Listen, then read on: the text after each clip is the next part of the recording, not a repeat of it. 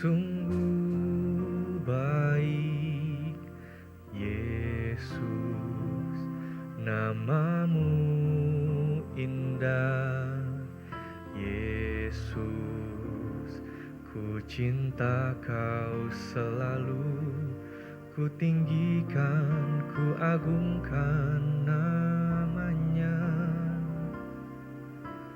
Yesus, kau sungguh baik, Yesus, namamu indah, Yesus, ku cinta kau selalu, ku tinggikan, ku agungkan selamanya.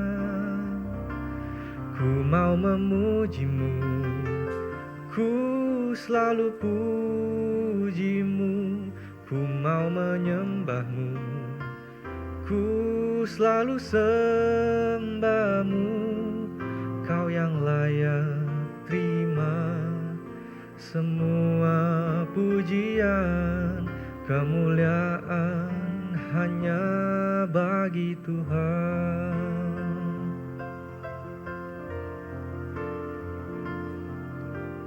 Yesus, kau sungguh baik, Yesus, namamu indah, Yesus, ku cinta kau selalu, ku tinggikan, ku agungkan selamanya. Ku mau memujimu, ku selalu pujimu, ku mau menyembahmu, ku selalu sembahmu. Kau yang layak terima semua pujian, kemuliaan hanya bagi Tuhan.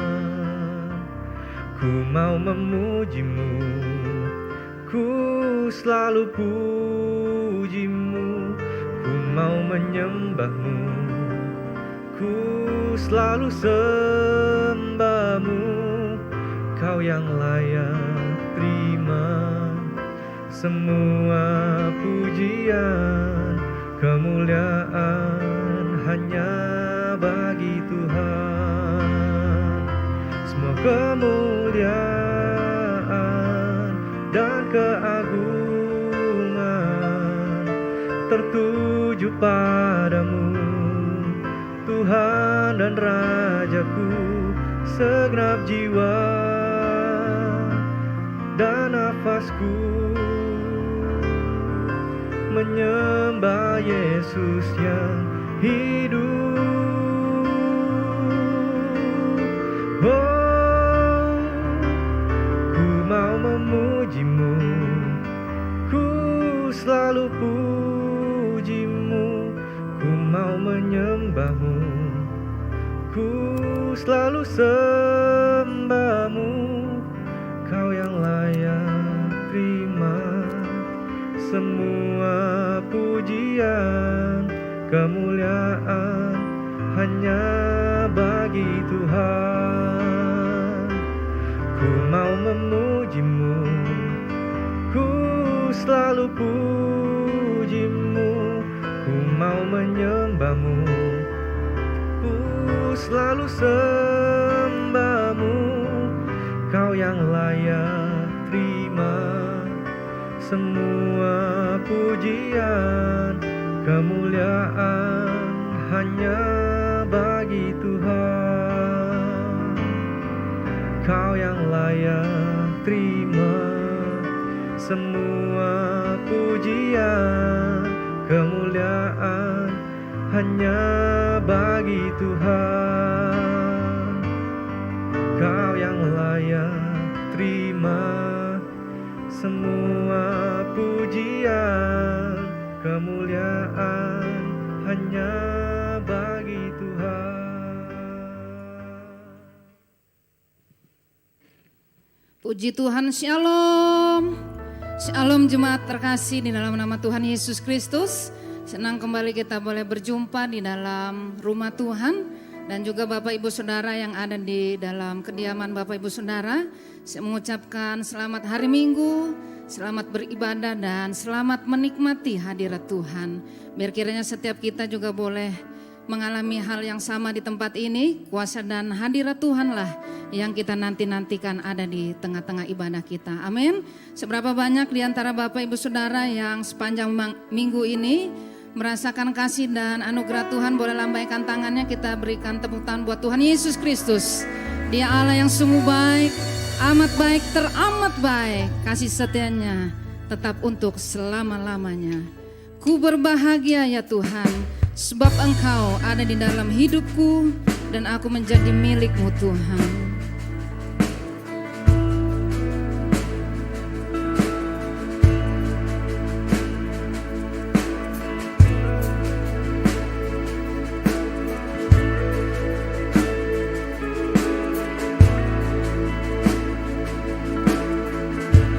Ku berbahagia,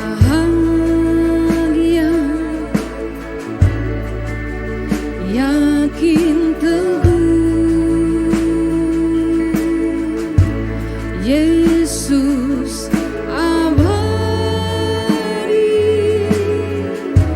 kepunyaanku.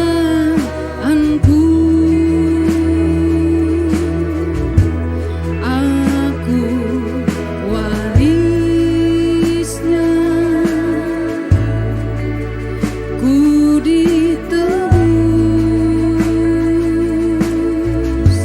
ciptaan baru,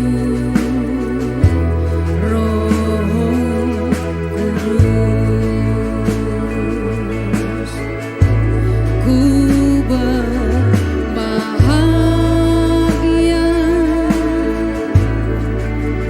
yakin teguh,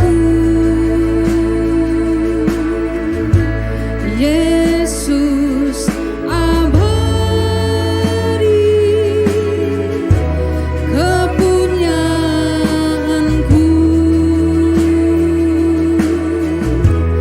Aku warisnya, ku ditebus, ciptaan baru,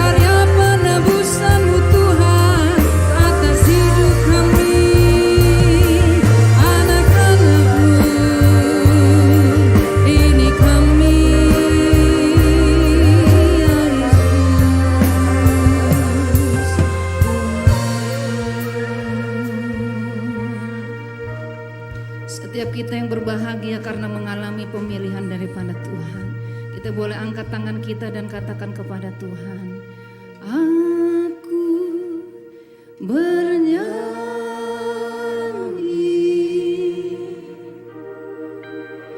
bahagia, memuji Yesus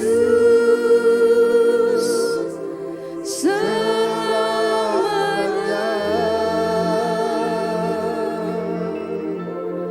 Aku bernyanyi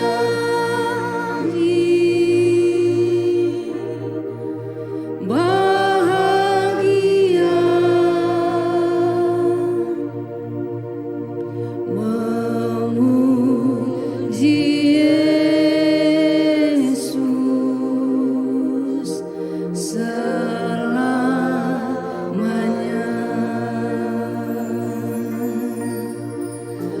Aku bernyanyi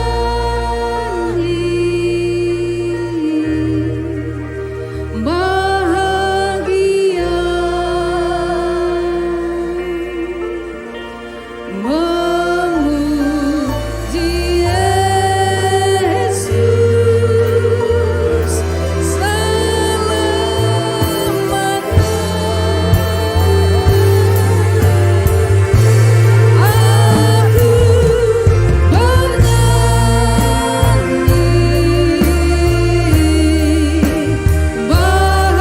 bahagia, memuji namamu, memuji Yesus selamanya. Sekali lagi dengan sungguh-sungguh katakan, kami bernyanyi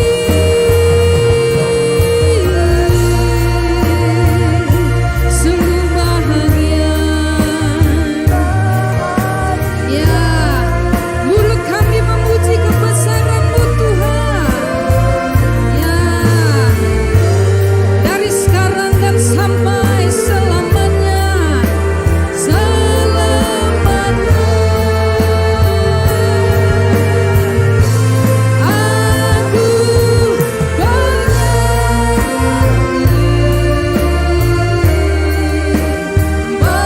bahagia,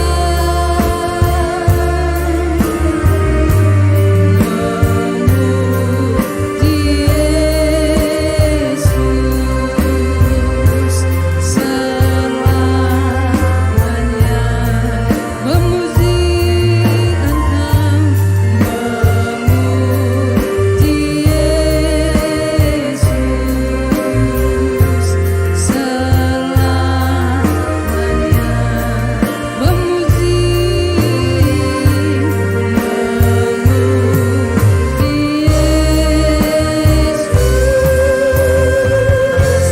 selamanya.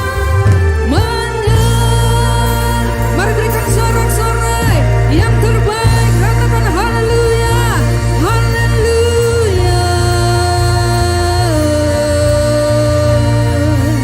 Terpuji-pujilah namamu ya Tuhan, kekal untuk selama-lamanya, dan kami siap untuk bersorak-sorai lebih dan lebih lagi, karena itu menjadi kesukaan hati Tuhan. Setiap kita yang siap diberkati dan menyambut kehadiran Tuhan, sama-sama katakan amin. Tepuk tangan dong yang dahsyat buat Tuhan Yesus Kristus yang baik.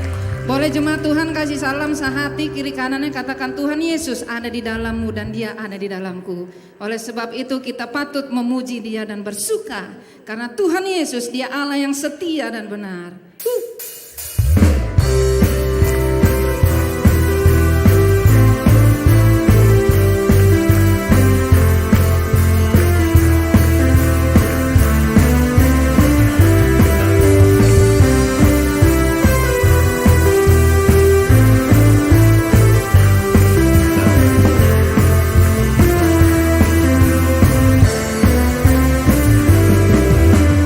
Aku kan bersuka karena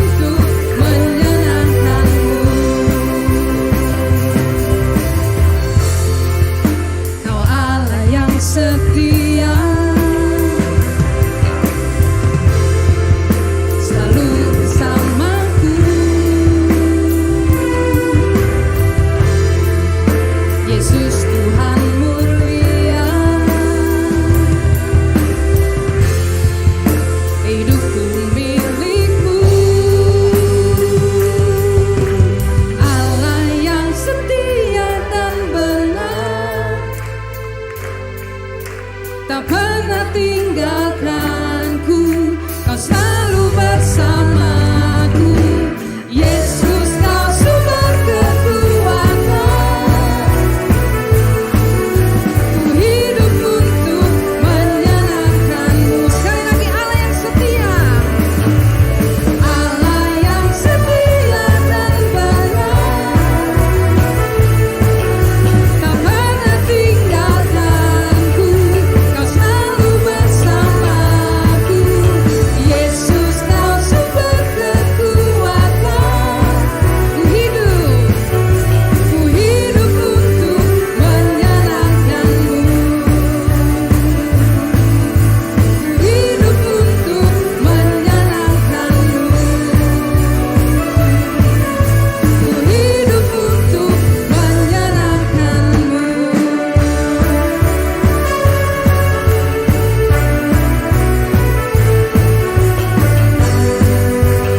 Haleluya, puji Tuhan.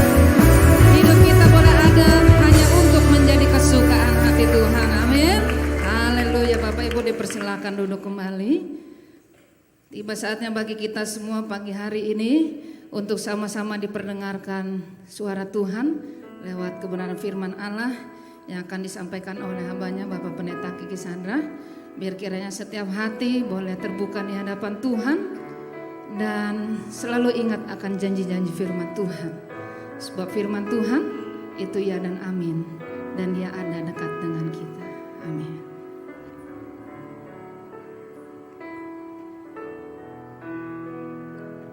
Ada waktu di hidupku, pencobaan berat menekan. Aku berseru, mengapa ya Tuhan, nyatakan kehendak-Mu. Jalan Tuhan bukan jalanku, jangan bimbang ataupun ragu. Nantikan Tuhan, jadikan semua indah pada waktunya. Pada Tuhan masa depanku, pada Tuhan ku serahkan hidupku. Nantikan Tuhan berkarya, indah pada waktunya. Katakan, hari esok tiada ku tahu Tuhan, hari esok tiada ku tahu, namun tetap langkahku maju, langkahku maju. Ku yakin Tuhan jadikan semua indah pada waktunya. Pada Tuhan masa depanku, pada Tuhan ku serahkan hidupku. Nantikan Tuhan berkarya, indah pada waktunya. Saudara, hari-hari ini mungkin kita sedang menantikan jawaban doa dari Tuhan. Saudara mungkin bingung dan bimbang, aku harus berjalan kemana Tuhan. Tetapi lewat pesan pujian ini berkata kepada kita bahwa jalan Tuhan bukan jalan kita. Pikiran Tuhan tidak pernah dapat terselami oleh setiap pikiran dan akal budi manusia. Oleh sebab itu, biar kiranya lewat kebenaran firman Tuhan, siang hari ini kita boleh mendapatkan peneguhan dan penopangan. Karena Tuhan Yesus selalu berjalan bersama-sama dengan kita. Oleh sebab itu tidak pernah takut, Dan jangan ragu bahwa kita berjalan sendirian. Haleluya Yesus. Sekali lagi katakan, ada waktu. Ada waktu di hidupku, pencobaan berat menekan. Aku berseru, mengapa ya Tuhan, nyatakan kehendak-Mu. Jalan Tuhan bukan jalanku, jalan Tuhan bukan jalanku. Jangan bimbang ataupun ragu, nantikan Tuhan jadikan semua indah pada waktunya. Pada Tuhan masa depanku. Saya undang hambanya boleh maju ke depan. Ku serahkan hidupku, nantikan Tuhan berkarya indah pada waktunya. Mari Bapak Ibu Saudara, saya jemput bangkit berdiri. Pada Tuhan masa depanku, pada Tuhan ku serahkan hidupku, nantikan Tuhan berkarya indah pada waktunya. Indah pada waktunya. Indah pada waktunya. Yuk beri kemuliaan buat Tuhan, Allah yang baik, Allah yang hidup. Amin. Engkau yang bertahta di atas hidup kami ya Tuhan. Engkau yang bertahta juga di atas puji-pujian. Engkau yang bertahta di atas bumi ini, Engkau layak dipuji, disembah selama-lamanya. Kiranya pujian kami, ibadah kami hari ini boleh menyenangkan hati Tuhan. Dan kami juga membuka hati, pikiran, telinga kami, mata kami untuk firman-Mu. Berfirmanlah lewat hamba-Mu, biar Roh Kudus yang ambil alih semuanya, dan biar Engkau menyampaikan isi hati-Mu lewat hamba-Mu yang tidak ada apa-apanya ini. Terima kasih Tuhan. Kami siap dalam nama Tuhan Yesus. Amin. Boleh duduk kembali, shalom. Senang kembali berjumpa dengan saudara-saudara. Kiranya saudara selalu boleh melihat penyertaan Tuhan di dalam kehidupan saudara-saudara tidak pernah berhenti. Amin. Sesuai dengan tema kita di dalam bulan ini, keluarga yang berkualitas, kita mau bicara subtema hari ini, berdiri di atas realita, meraih harapan. Saudara-saudara, kalimatnya cukup jelas. Kita berdiri di atas realita, tapi kita juga mau meraih harapan. Ini bicara bagaimana kita mau membangun keluarga kita menjadi keluarga yang berkualitas. Keluarga yang berkualitas itu tentu adalah keluarga yang bahagia di dalamnya. Keluarga yang berkualitas itu tentu ada hadirat Tuhan di dalamnya. Keluarga yang berkualitas itu tentu punya hubungan komunikasi satu dengan yang lain di dalam rumah tangga dengan kualitas yang baik. Keluarga yang berkualitas tentu juga mempunyai harapan-harapan yang indah, yang tinggi di hadapan Tuhan dan pasti mampu meraihnya. Pertanyaannya sekarang, apakah keluarga saya ada di dalamnya? Nanti kita lihat ya, boleh diklik lagi berikutnya. Saudara-saudara, saya mau menayangkan beberapa harapan menurut orang nih. Kita lihat fotonya, saudara pasti tahu ya. Dia adalah mantan presiden kita, Presiden Soekarno. Dia berkata, taruhlah cita-citamu setinggi langit. Tinggi ya, tapi jangan lupa berpijak di bumi. Bagus, orang ini punya moto yang bagus sekali, saudara-saudara ya.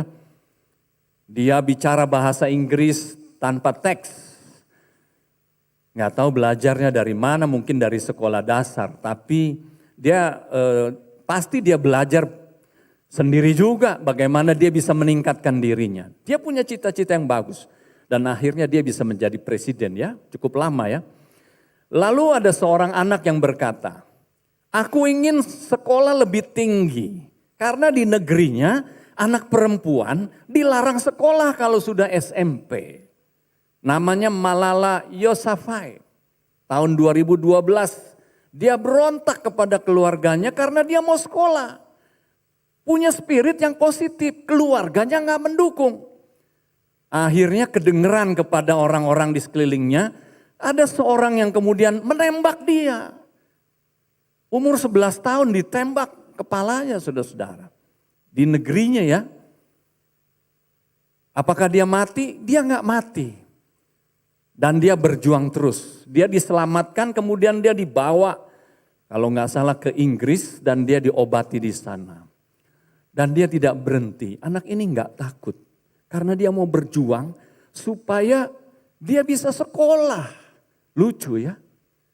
Di sana rupanya anak perempuan dilarang sekolah. Sekolah tinggi maksudnya ya. Dan akhirnya tahun 2014, waktu dia berumur 14 tahun, dia dapat hadiah Nobel. Nobel perdamaian termuda di dunia. Umur 14 tahun. Nobel perdamaian tuh hadiahnya 1,2 juta US dollar. Jadi hampir 20 miliar. Waduh, saudara berkata coba buat saya ya. Banyak tuh ya. Berikutnya. Umur 12 tahun anak muda ini bercita-cita. Tanpa ragu-ragu dia berkata kepada kawan-kawannya, saya mau jadi astronot. Padahal dia dari keluarga biasa-biasa. 7 tahun kemudian dia menjadi kandidat kosmonot. Astronot di Rusia disebutnya kosmonot. Dan saat ini dia sudah 4 kali ke angkasa luar. Saudara sudah belum? Udah Pak? Mimpi. Enggak apa-apa ya. Dia sudah 4 kali ke angkasa luar dan tinggal di sana menjadi orang terlama tinggal di angkasa luar. Selama 335 hari. Namanya Alexander Misurkin. Siapa bilang bahwa harapan, impian, walaupun itu terdengar gila ya. Ini gila nih ya. Tapi ternyata bisa diraih. Saudara-saudara, menurut survei hanya 6 orang. Bukan 6 orang, 6% orang yang berhasil meraih mimpi atau harapan dari masa kecilnya. Ini menurut survei yang dilakukan oleh Brightside. Pertanyaannya sekali lagi, apakah kita ada di dalam 6% itu? Hari ini setelah dengar khotbah, saya berdoa biar saudara termasuk di antara 6% itu. Aminnya sedikit. Ya saudara-saudara ya, kita juga hamba-hamba Tuhan ingin mendoakan setiap jemaatnya berhasil meraih cita-citanya. Termasuk untuk memperoleh keluarga yang berkualitas, keluarga yang berhasil. Zaman pandemi ini banyak keluarga mengalami goncangan. Boro-boro meraih harapan dan cita-cita.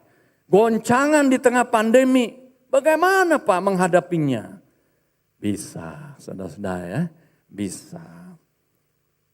Kita percaya pandemi ini suatu hari akan selesai. Orang yang pintar, orang yang smart, dia akan berpikir bagaimana mencari ide-ide di tengah pandemi untuk tetap bisa berhasil. Tidak hanya survive, tetapi bisa meraih kesempatan-kesempatan, meraih harapan-harapan di tengah pandemi. Kebanyakan orang lagi takut, lagi berdiam diri, tapi orang yang pintar dia berpikir, dan berpikir. Saudara-saudara, saya percaya lewat khotbah ini, saudara-saudara boleh memperoleh inspirasi ya, insight, dan boleh memperoleh kekuatan supaya kita semua bisa meraih harapan dan cita-cita keluarga kita. Sebelum memulai, saya cerita juga, kami juga di rumah punya harapan dan mimpi, cita-cita. Pak Kiki kan sudah tua. Siapa bilang saya sudah tua? Saya masih muda, masih remaja. Umur 58 itu kan remaja. Menurut WHO, saudara-saudara ya, menurut United Nation, masih remaja gitu ya. Orang tua itu di atas 70 tahun. Tapi ya kita juga ngerti ya. Namun siapapun kita, tetap kita harus mempunyai cita-cita. Saudara-saudara, saya perlu kasih tahu. Ketika membaca tema ini, saya memikirkan saya dan keluarga saya. Saya lahir bukan dari keluarga yang punya kualitas. Orang-orang Palmerah mungkin ada yang kenal saya yang seumur saya atau yang lebih tua. Atau mungkin ada famili saya juga di sini tahu kami sekeluarga. Saya lahir dari keluarga yang tidak berkualitas. Saya bukan menjelek-jelekan orang tua saya, bukan. Tapi saya lagi mau cerita kesaksian aja. Kami sekeluarga dulu hidup dalam keluarga yang bukan hanya berada di ground, tapi minus. Minus secara ekonomi, minus secara harmonis, nggak ada keharmonisan dalam rumah tangga, nggak ada hubungan yang baik dalam rumah tangga, semuanya minus. Tapi saya tidak pernah lupa ketika berjumpa dengan Tuhan. Tuhan membuat semuanya pelan-pelan berubah. Memang tidak langsung, pelan-pelan berubah. Puji Tuhan, sampai hari ini Tuhan tolong. Keluarga kami boleh ada dalam keharmonisan, semua boleh dalam satu persekutuan. Orang tua saya yang saya kasihi, papa dan mama saya, boleh bersatu kembali. 25 tahun mereka berpisah, tidak bercerai, tapi pisah rumah. Bukan cuma pisah kamar, pisah rumah. Kami harus hidup dalam keadaan seperti itu. Orang tua, ayah saya tidak bisa menjadi teladan. Saya maklum. Karena apa? Dia belum kenal Tuhan Yesus. Dia hidup di dalam dunianya yang lama. Dan saya maklum, orang seperti ini. Tapi saya bersyukur, dia meninggal di dalam Tuhan. Ibu saya harus menderita, berjuang. Tapi dia tetap kokoh bertahan. Saudara-saudara, kami lahir dari keluarga yang tidak berkualitas, minus. Tetapi kita berjuang. Jadi kalau hari ini ada yang berkata, ini tema gak cocok buat saya. Saya lagi punya keluarga yang tidak baik. Ntar dulu, saudara tetap harus punya pengharapan. Engkau bisa mempunyai keluarga yang berkualitas. Anak-anak muda zaman sekarang melihat teman-temannya, wah, teman saya sudah lebih maju, keluarga mereka lebih bagus, harmonis, bagaimana dengan keluarga saya? Tetap engkau harus berjuang. Tidak ada kata pesimis, tidak ada kata gagal, kita bisa meraih harapan dan impian bersama Tuhan. Ada amin? Ya, yang pertama kita buka 2 Korintus 12 ayat 9 dan 10. Bunyinya begini, 2 Korintus 12 ayat 9 dan 10. Oke, terima kasih operatornya sudah bantu. Yuk kita baca sama-sama, ada di layar ya. Tetapi jawab Tuhan kepadaku, cukuplah kasih karuniaku bagimu. Sebab justru dalam kelemahanlah kuasaku menjadi sempurna. Sebab itu terlebih suka aku bermegah atas kelemahanku. Supaya kuasa Kristus turun menaungi aku. Karena itu aku senang dan rela di dalam kelemahan. Di dalam siksaan, di dalam kesukaran, di dalam penganiayaan dan kesesakan. Oleh karena Kristus, sebab jika aku lemah, maka aku kuat.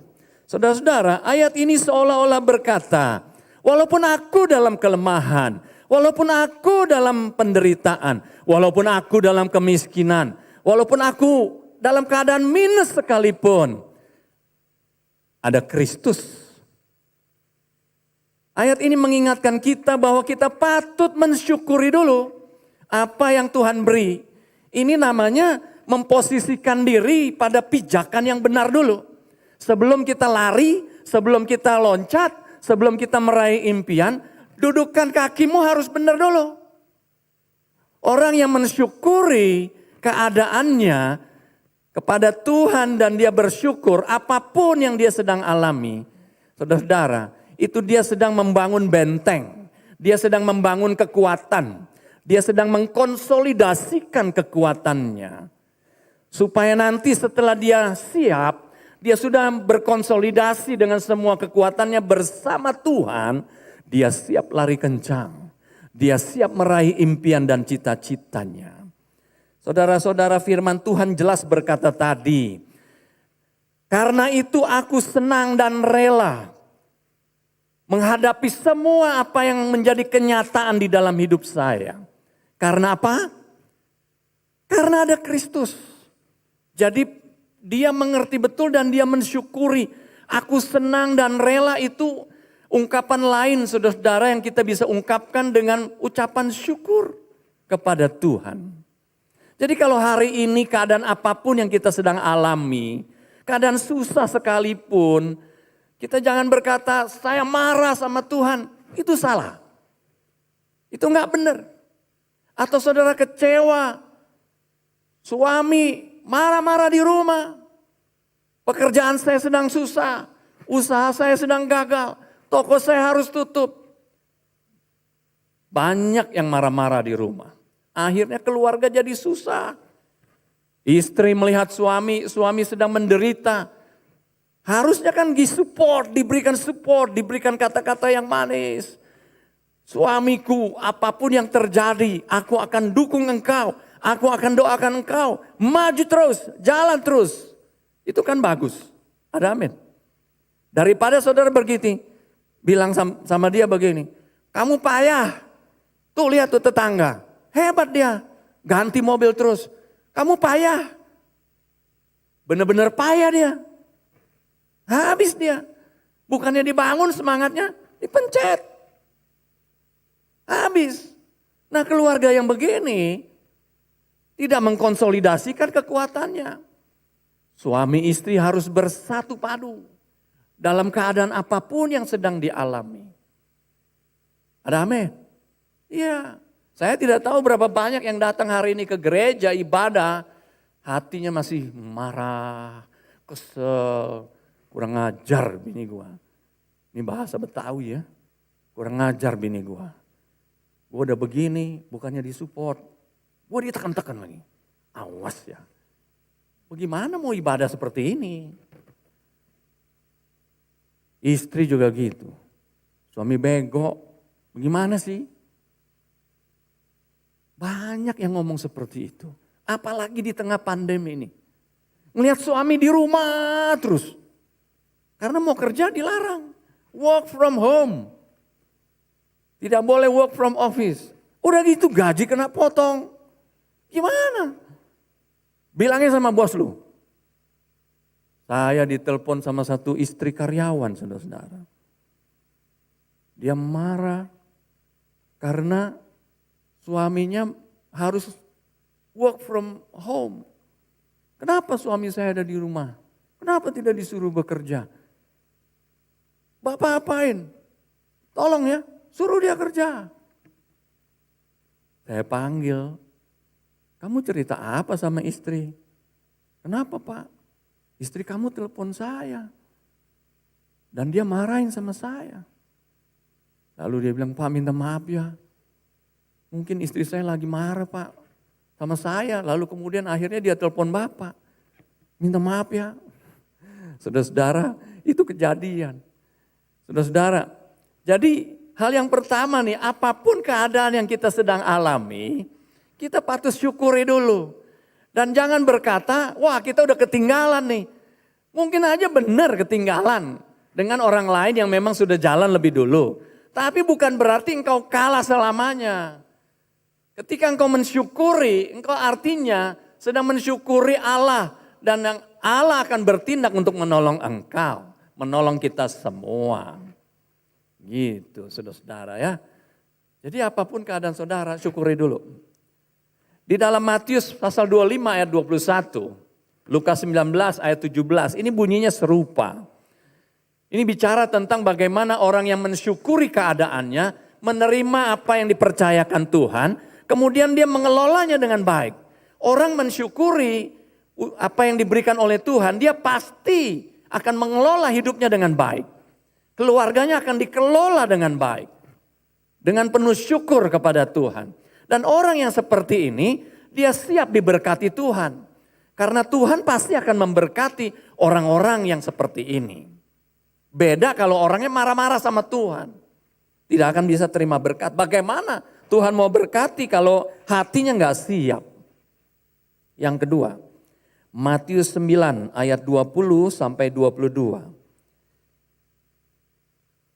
Ya, operator boleh bantu ya. Matius 9 ayat 20 sampai 22. Saya mau bawa saudara kepada ayat ini.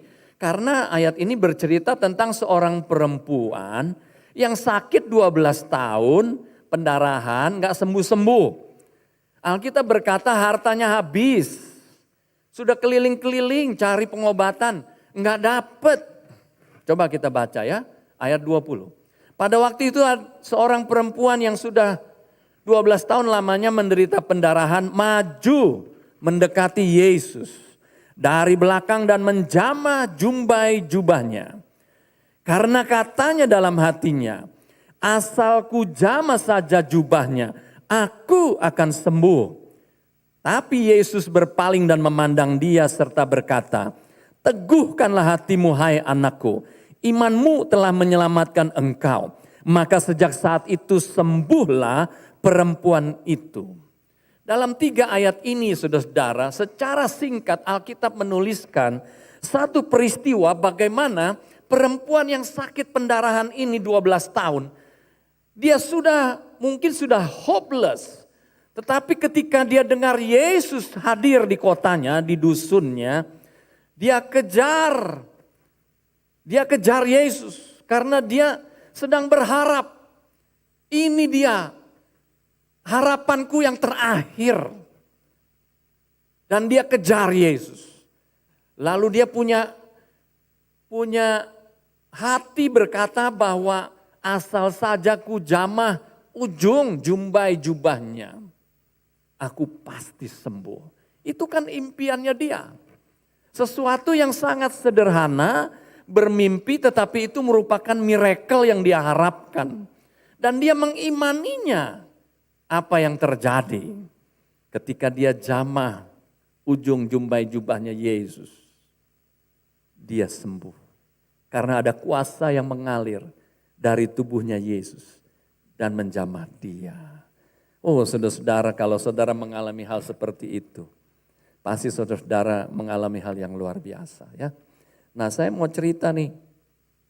Tapi sebelumnya kita lihat dalam Roma 15 ayat 13. Kita buka dulu ayat ini ya, sebelum kita lihat satu kesaksian. Roma 15 ayat 13, yuk kita baca sama-sama. Semoga Allah, sumber pengharapan, memenuhi kamu dengan segala sukacita dan damai sejahtera dalam iman kamu, supaya oleh kekuatan Roh Kudus, kamu berlimpah-limpah dalam pengharapan. Ayat ini saudara harus pahami betul, mengerti. Semoga Allah, siapa dia? Sumber pengharapan. Memenuhi kita ini dengan ucapan syukur, dengan sukacita dan damai sejahtera. Supaya kita ini menaruh dia sebagai pengharapan kita. Itu yang terjadi pada perempuan tadi. Dia taruh harapannya pada Yesus. Dan di dalam Yesus ada jawaban. Di dalam Yesus ada harapan baru. Ada amin? Oke, boleh diklik berikutnya. Saya mau cerita tentang lem Superbond ini. Ini bukan promosi ya. Ini cuma kesaksian yang saya mau sampaikan kepada saudara-saudara. Karena saya mengikuti terus perusahaan ini. Dibangun tahun 89, udah cukup lama ya, 32 tahun. Dibangun di dalam doa. Dengan iman dan harapan kepada Allah. Apakah langsung jadi gede? No. Dimulai dengan mixer kecil. Pakai drum bekas, drum oli itu ya. Drumnya dibelah 2. Karena duitnya kan nggak langsung ada. Jadi drumnya dibelah 2. Pakai mixer kecil. Untuk memproduksi lem pertama, lem pipa. lalu kemudian tumbuh. Tumbuhnya gampang? No, susah. Bertahun-tahun. Bukan berhari-hari. Kita tentu berharap, oh toko saya langsung besar. Boleh aja. Bisa enggak? Bisa. Langsung besar, bisa. Tuhan punya kuasa, dia sanggup melakukan banyak perkara. Tapi tiap orang kan berbeda pengalamannya. Pabrik ini juga bertahun-tahun dia harus bergumul. Saingannya banyak. Sudah gede-gede, betul, sudah raksasa. Tapi berjalan terus. Apakah cuma itu masalahnya? No, banyak lagi. Masalah karyawan, mengalami pencurian oleh orang kepercayaan. Pencuriannya bukan cuma sekali. Ambil udah selesai, enggak. Bertahun-tahun dicuri. Tidak terdeteksi. Tapi yang di sorga campur tangan. Ketika terjadi pencurian ini suatu hari, yang punya kakak saya. Kakak saya bilang begini, Ki, kan ke adik manggilnya Ki aja ya. Kalau saudara-saudara kan pasti manggil saya Pak Kiki. Ki, gue tutup aja pabriknya. Rugi terus. Saya bilang sama dia, seharusnya enggak. Kalau menurut kalkulasi yang saya hitung, harusnya untung. Untungnya sekian persen. Kenapa rugi terus? Karena tadi dicuri oleh orang dalam. Kita nggak ada yang tahu. Tapi saya bilang begini, saya nggak lupa. Kasih waktu sebulan lagi. Kita doa lagi. Mungkin dia bilang begini kali, doa melulu. Dari dulu bertahun-tahun juga doa melulu. Doa lagi. 1 bulan itu terjadi peristiwa. Peristiwa besar, malingnya ketangkep. Akhirnya ketahuan. Oh, ternyata modusnya begini. Dan itu tidak pernah kita sangka. Jadi kalau hitung stok barang di gudang, itu dia susun dengan rapi. Dia susun kanan kiri, dia susun sampai ke atas, sampai orang kagak bisa lihat dalamnya. Susun di pojokan gitu seperti bikin benteng. Jadi kalau lagi di audit dia bilang begini aja. Udah gini aja supaya gampang auditnya. Hitung dari kanan ke kiri sampai ke atas dikali aja. Panjangnya ini berapa dikali aja. Padahal di dalamnya bolong. Enggak ketahuan. Tapi hari itu Tuhan kirim seorang malaikat. Seorang yang tidak mengenal Tuhan. Bukain jalan dan ketangkep. Lalu apakah langsung jadi besar pabrik ini? No. Tapi bulan depan udah mulai kelihatan. Tadinya merah terus. Bulan depannya biru. Birunya kecil. Sedikit. Tahun 97 terjadi krisis moneter di seluruh dunia. Termasuk di Indonesia. Tahu kan?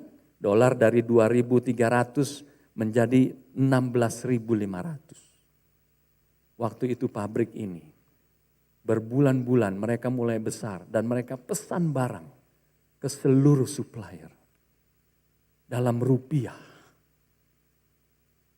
Dan karena naik terus, mereka menjualnya dalam nilai dolar. Beli dalam rupiah, jual dalam dolar. Kita nggak ada yang tahu. Tapi waktu krisis moneter,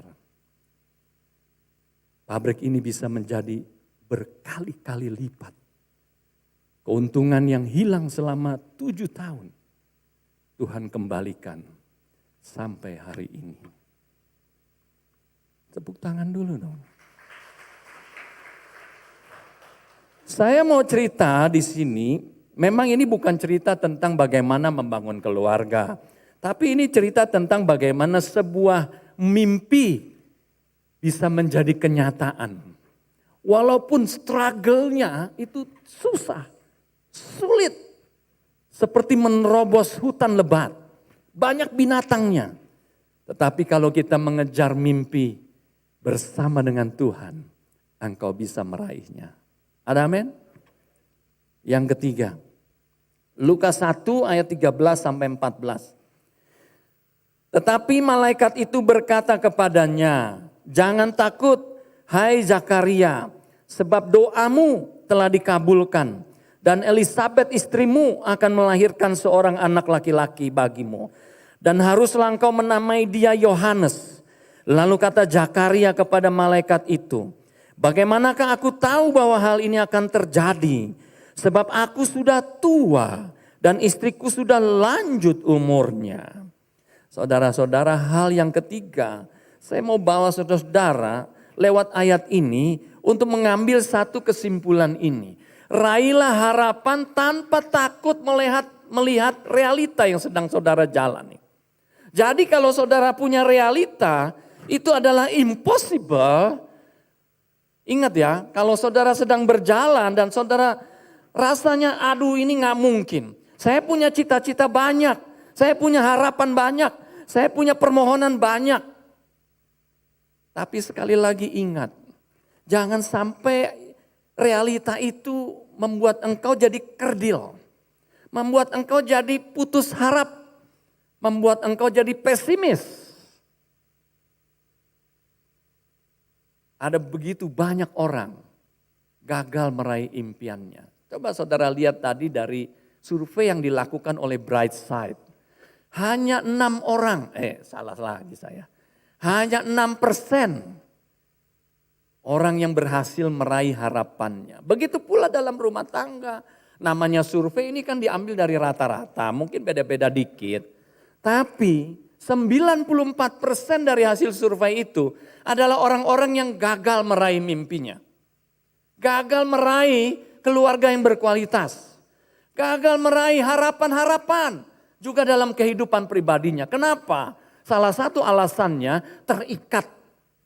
Hanya melihat realita kehidupan yang dia jalani. Kita nggak akan pernah punya iman yang besar kalau kita hanya melihat masalah yang kita hadapi, kita hanya melihat pergumulan yang kita hadapi. Begitu saudara-saudara. Yang tadi saya cerita itu sengaja memang saya saksikan buat saudara-saudara. Supaya saudara-saudara dapat inspirasi. Dan apa yang firman Tuhan katakan itu betul. Ada amin. Kalau firman Tuhan tidak pernah bohong. Kesaksian orang bisa beda-beda memang. Dan dari survei hanya 6% orang yang berhasil meraih impiannya. Penduduk di dunia ini ada berapa? 7,4 miliar. Kalau 6% berarti sekitar 420 juta orang yang berhasil. Saya mesti dapat dong di dalamnya. Gitu saudara-saudara ya. Kenapa? Sebab engkau punya Tuhan. Dan engkau bisa berjalan bersama Tuhan. Jadi kalau engkau melihat kenapa Bill Gates bisa berhasil mengembangkan Microsoft-nya. Dulu saya kalau lihat komputer, aduh susah betul kalau komputer ya. Bahasa yang lama itu. Tapi setelah ketemu Windows, saya jadi bisa main komputer. Dan yang menemukan Windows adalah Bill Gates. Sekarang dia menjadi orang terkaya di dunia. Kok dia bisa menemukan Windows ya? Orang kalau beli komputer harus beli Windows. Jangan yang palsu ya. Yang palsu nanti mati melulu. Saya pernah beli yang palsu. Tembakan gitu, mati melulu. Dan kalau ke luar negeri, laptop kita bawa, diperiksa loh. Itu kalau ketahuan Windows-nya palsu, laptopnya diambil. Saya pernah ke Swiss waktu itu, saya agak sedikit kaget. Karena laptop saya disuruh keluarin, belum pernah nih disuruh keluarin. Open your bag, take out your computer, I want to see. Oh saya pikir dia cuma mau lihat, saya keluarin. Oke, turn it on, nyalain katanya. nyalain. Dia lihat window-nya. Lalu dia klik, oh polisinya pinter. Dia klik, oh ada nomor registrasinya. Oke, you can go on. Jadi dia cek loh window-nya saya. Untung asli. Kalau palsu melayang, hilang. Kadang-kadang dicek. Istri saya juga cerita. Waduh, teman saya baru beli tas. Belinya di Indonesia. Dia jalan-jalan pakai tasnya yang bagus. Ke toko di Jerman. Ya dengan bangga dong pakai tas bermerek masuk ke tokonya. Tas yang dipakai kan ada mereknya. Dia masuk ke tokonya. Wah dia pikir gue pakai tas bermerek agak sedikit bisa show nih ya. Lalu dia mau belanja, nanya-nanya. Lalu yang jaga bilang, may I see your bag? Oh iya, dia mantep, dia pikir gue beli dari Indonesia di toko yang asli kok. Oh, I'm sorry ya, this is fake. You cannot go out with this bag. Dia ambil gunting, dia sobek. Palsu. Dia bilang kalau original, itu kan di dalamnya ada pinnya tuh, penengnya. Itu ada nomornya. Nomornya dia cek di laptopnya harus keluar. Dia jual kemana tuh? Ternyata nomornya nggak ada di Indonesia. Langsung. Namanya palsu. Nah saudara-saudara, Tuhan tidak pernah memberi harapan palsu buat kita semua. Ada amin? Engkau jangan terikat, jangan terkungkung. Jangan kalah dengan realita yang sedang kau jalani. Percaya saja berjalan bersama Tuhan. Lalu apakah saya boleh punya mimpi yang besar? Saya mau bilang sama saudara, punya mimpi lebih besar. Karena orang yang mimpinya kecil, gak punya mimpi, gak akan bisa maju. Begitu pula dalam rumah tangga. Dalam usaha, dalam pekerjaan. Mimpinya harus lebih besar. Yang terakhir, hanya 1 menit ya. Kejadian 50 ayat 21. Oke, kita baca sama-sama. Jadi janganlah takut, aku akan menanggung makanmu dan makan anak-anakmu juga. Demikianlah ia menghiburkan mereka dan menenangkan hati mereka dengan perkataannya. Oh saudara-saudara, ini kalimat ini diutarakan oleh seorang Perdana Menteri loh. Yang tadinya waktu kecil mau dibunuh sama keluarganya, sama saudara-saudaranya. Tapi ketika jumpa dengan saudara-saudaranya dan saudaranya udah ketakutan. Dia berkata seperti tadi, jangan takut, aku akan memberi engkau makan, kamu dan keluargamu. Saudara-saudara, orang ini hidup dengan tujuan yang benar. Kita punya harapan, kita punya mimpi yang lebih besar, bagus. Tetapi kalau engkau sudah berhasil, engkau jangan lupa bahwa semua itu dari Tuhan. Dan engkau harus persembahkan, pakai itu untuk menjadi saluran berkat supaya orang lain memuliakan nama Tuhan. Ini tujuan hidup yang benar. Untuk kemuliaan Tuhan, untuk jiwa-jiwa. Bukan hanya buat diri sendiri. Kita boleh menikmatinya, tapi kita juga pakai buat kemuliaan Tuhan. Amin. Yuk kita bangkit berdiri.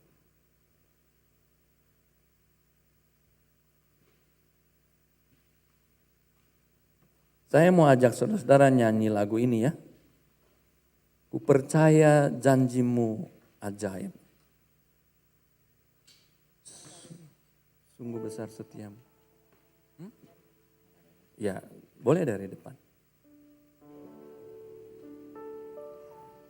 Sungguh besar setiamu, kau nyatakan bagiku. Kau Bapa yang selalu mengerti isi hatiku.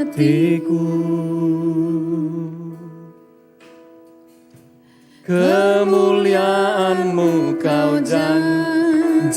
berikan.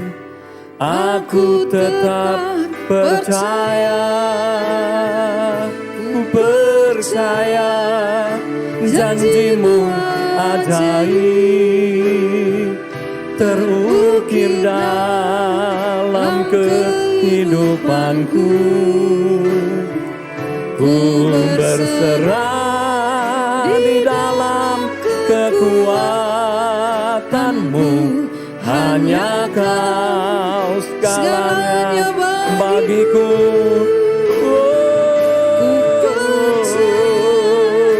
Janjimu ajaib, Haleluya. terukir dalam kehidupanku. Ku berserah di dalam Kekuatanmu ku percaya, ku berserah di dalam kekuatanmu,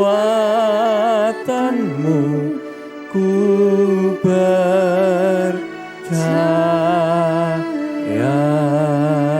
Sekali lagi, ku berserah di dalam kekuatanmu, ku percaya.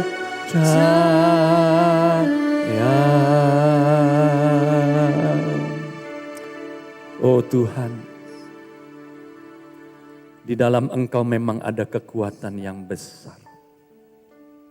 Kami mau menaruh semua harapan, cita-cita, impian bagi keluarga kami, bagi suami, bagi istri, bagi anak-anak kami, bahkan keturunan kami. Kami berharap ya Tuhan untuk mereka. Dan kami percaya Engkau tidak pernah meninggalkan kami. Firman-Mu sudah jelas, bahkan begitu terang menerangi kami semua. Penyertaan-Mu yang begitu dahsyat. Kami yang sering gagal, kami yang sering tidak punya iman, kami yang sering menganggap Tuhan tidak ada, Tuhan tidak mampu. Kami juga sering menganggap realita yang kami jalani adalah masalah buat kami. Tuhan, hari ini biar kiranya Engkau merubah mindset kami, merubah sikap hati kami, merubah harapan-harapan kami, supaya kami menaruh harapan yang jauh lebih besar dan berjalan bersama-Mu. Terima kasih Bapa. Hamba berdoa buat semua yang hadir, biar kiranya berkat Allah turun bagi mereka. Kalau ada di antara mereka yang sedang berharap hari ini, kalau ada di antara mereka juga yang sedang bergumul hari ini, Tuhan kiranya firman-Mu menguatkan mereka. Kita masih di dalam doa. Kalau saudara mengamini firman ini, meresponi firman dan berkata, hari ini memang saya harus berubah. Hari ini saya juga harus punya impian buat keluarga saya, buat suami saya, buat istri saya, buat anak cucu keturunan saya yang benar, yang berkualitas. Atau saudara sedang berharap untuk usaha pekerjaan masa depan saudara-saudara. Dan saudara rindu Tuhan campur tangan. Hari ini kesempatan buat kita berdoa sekali lagi. Taruh tanganmu di dada. Yang kiri, yang kanan angkat kepada Tuhan. Dengan penuh harap. Jangan karena ikut-ikutan. Tapi karena harap kepada Tuhan. Ini adalah kesempatan buat kita. Tuhan, Engkau melihat setiap pribadi yang sedang berseru dengan sungguh-sungguh kepadamu. Tuhan kiranya menjamah hati mereka, menguatkan mereka, menjamah pikiran mereka, memberikan pencerahan, memberikan insight, memberikan penerangan, memberikan iluminasi, kreativitas, ide-ide yang baru, memberikan mereka semangat juang. Tuhan terima kasih. Hamba berdoa dalam nama Tuhan Yesus. Terima kasih Tuhan. Turunkan tangan saudara-saudara, kita nyanyi lagu ini. Sekali lagi refnya aja. Ku percaya janjimu ajaib terukir dalam kehidupanku. Ku berserah di dalam kekuatanmu. Ku percaya. Amin. Puji Tuhan, Bapak Ibu Saudara dipersilakan duduk kembali. Siang hari ini kita telah diberkati dengan renungan firman Tuhan yang telah disampaikan oleh Bapak Pendeta Kiki Sandra. Saya yakin dan percaya kita semua telah diberkati dan tidak ada yang terlewatkan dengan berkat Tuhan. Kami atas nama Gembala dan juga pengurus serta seluruh jemaat mengucapkan banyak terima kasih kepada Bapak Pendeta Kiki Sandra. Doa kita semua Tuhan tetap terus memakai dalam pelayanannya lebih heran dan ajaib lagi. Tuhan memberkati. Dan tiba saatnya kita untuk sama-sama diberikan kesempatan untuk memberi bagi pekerjaan Tuhan. Bapak Ibu tetap dapat bisa menggunakan dua cara yang ada di gereja, baik men-scan ataupun memasukkan uang secara langsung ke dalam kotak persembahan. Dan yang di rumah juga tetap dapat men-scan barcode. Sebelumnya kita akan berdoa buat persembahan. Siang hari ini Tuhan kembali Engkau memberikan kepada setiap kami kesempatan untuk memberi bagi pekerjaan Tuhan. Ajar kami untuk boleh mengembalikan apa yang menjadi milik bagian Tuhan dan tindak menahan-nahannya. Siang hari ini Tuhan ajar kami memberi lagi dan lagi, bukan saja dari ketika kami ada di dalam masa kelimpahan, tetapi juga dalam segala kekurangan dan keterbatasan kami. Tuhan pun ajar kami untuk tetap kami dapat bisa memberi bagi Engkau. Diberkatilah orang yang memberi di dalam nama Tuhan Yesus Kristus. Haleluya. Amin. Selamat menabur buat pekerjaan Tuhan. Tuhan memberkati.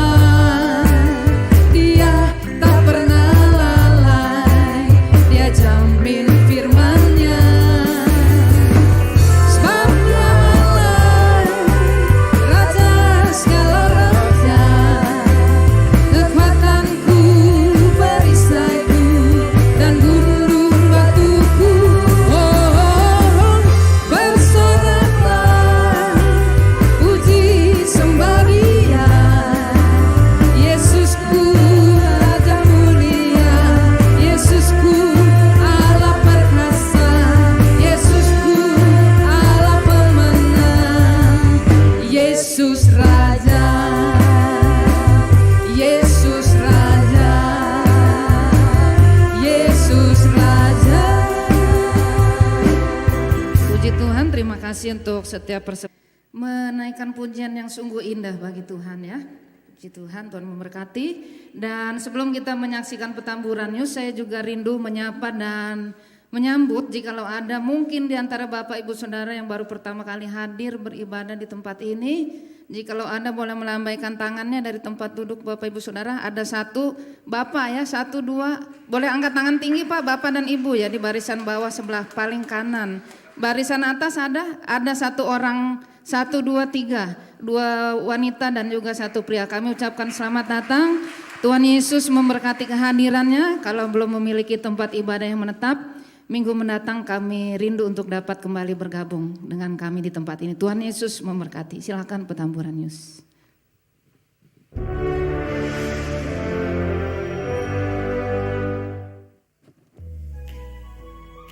Ibadah doa Selasa 16 November pukul 19 dengan pembicara Pendeta Josafat Mesak di YouTube GBI Petamburan.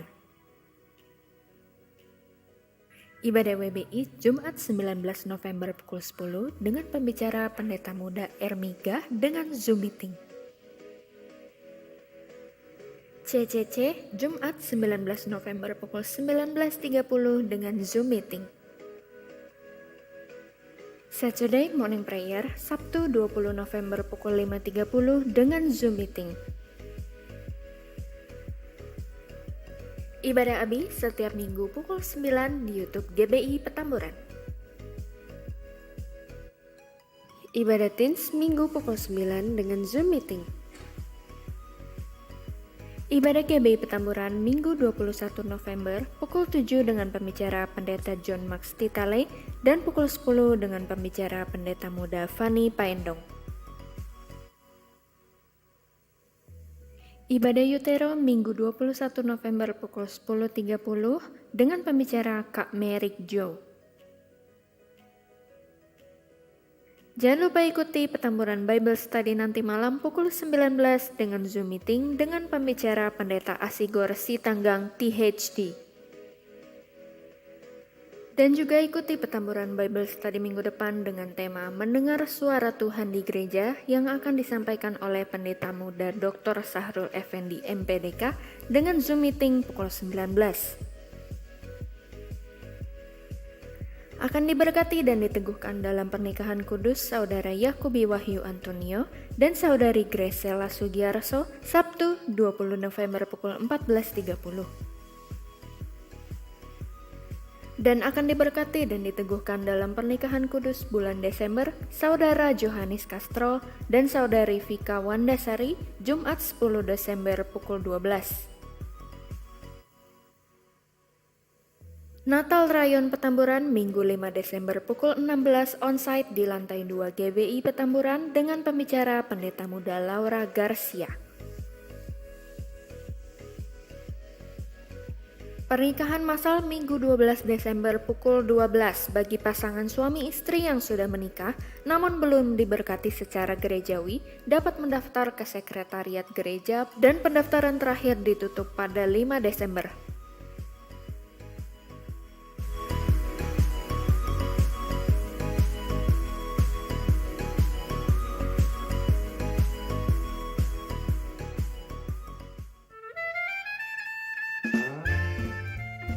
Untuk seluruh jemaat yang berulang tahun, selamat ulang tahun. Kiranya anugerah Tuhan senantiasa dalam hidup Anda dan tetap sehat.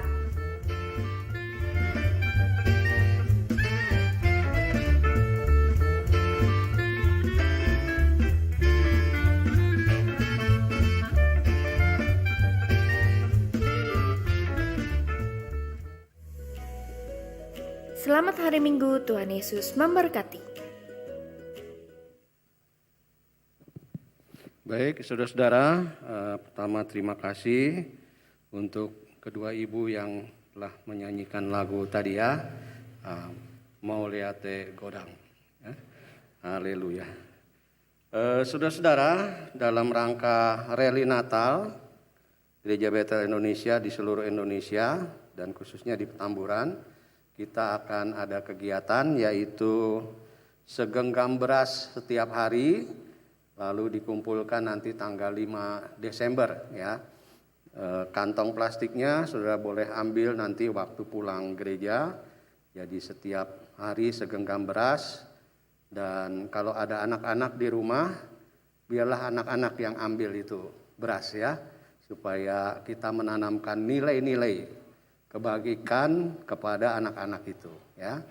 Kemudian yang kedua, pengumpulan pakaian untuk pria dan wanita yang baru kita akan persembahkan untuk hamba-hamba Tuhan di Pulau Alor di Nusa Tenggara Timur ya. Jadi boleh dibawa batas terakhir 5 Desember ya. Jadi every week tiap minggu mulai minggu depan boleh bawa dan terakhir 5 Desember. Baik, itu yang dapat disampaikan. Terima kasih untuk kehadiran saudara-saudara sekalian. Kiranya Tuhan memberkati kita semua. Haleluya. Mari kita akan akhiri ibadah kita. Bangkit berdiri, berikan salam sehati kepada saudara-saudari di kanan kirimu. Haleluya.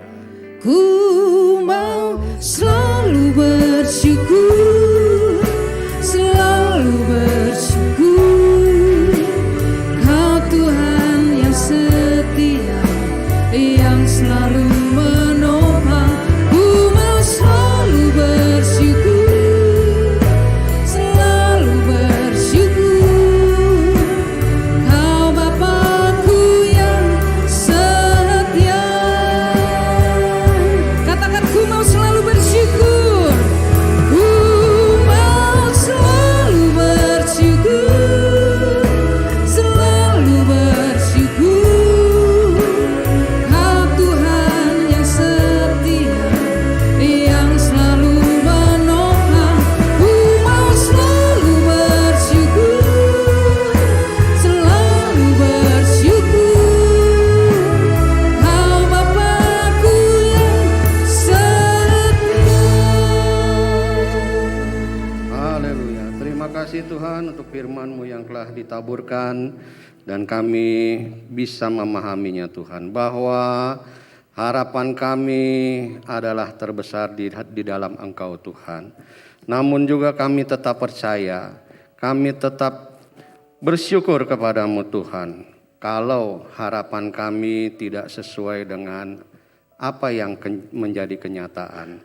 Terima kasih Tuhan, dan biarlah kami belajar tetap mengucap syukur dalam setiap keadaan. Terima kasih Tuhan, berkati hamba-Mu, Pendeta Kiki Sadra, dimanapun ia melayani Tuhan, maka nama Tuhan ditinggikan dan dimuliakan. Tuhan Yesus, kami bersyukur untuk saudara-saudara kami yang berulang dalam minggu ini. Kiranya Tuhan terus memberkati kehidupan mereka, berikan damai sejahtera-Mu bagi setiap saudara kami yang berulang tahun. Tuhan Yesus, kami juga tetap berdoa untuk bangsa dan negara ini. Berkati presiden kami, gubernur kami Tuhan, supaya mereka dapat menjalankan pemerintahan ini dengan takut akan Tuhan. Terima kasih Tuhan, kami berdoa untuk gembala senior kami, kiranya Tuhan tetap memberikan kekuatan dan kesehatan di dalam usianya yang sudah lanjut. Tuhan Yesus, sebentar kami akan kembali ke rumah tangga kami masing-masing. Kami percaya bahwa tangan-Mu akan terus menuntun kami. Kemanapun kami melangkah, Tuhanlah yang terus mendampingi kami. Bahkan Tuhan menjauhkan kami dari segala kecelakaan dan mara bahaya, dari segala sakit penyakit maupun orang-orang yang berniat jahat. Karena kami adalah biji mata-Mu Tuhan. Terima kasih Tuhan, karena itu sekarang saudara-saudaraku, arahkanlah hatimu kepada Tuhan dan terimalah berkat-Nya. Tuhan memberkati engkau dan melindungi engkau. Tuhan menyinari engkau dengan wajah-Nya dan memberi engkau kasih karunia. Tuhan menghadapkan wajah-Nya kepadamu dan memberi engkau damai sejahtera. Karena itu sekarang terimalah dengan sukacita anugerah Tuhan Yesus Kristus, kasih Allah Bapa serta persekutuan dengan Roh Kudus menyertai saudara sekalian hari ini sampai selama-lamanya. Dalam nama Yesus kami berdoa. Haleluya. Amin. Terima kasih Yesusku, buat anugerah yang Kau beri, sebab hari ini Tuhan adalah syukur bagimu, sebab hari ini Tuhan adalah syukur bagimu.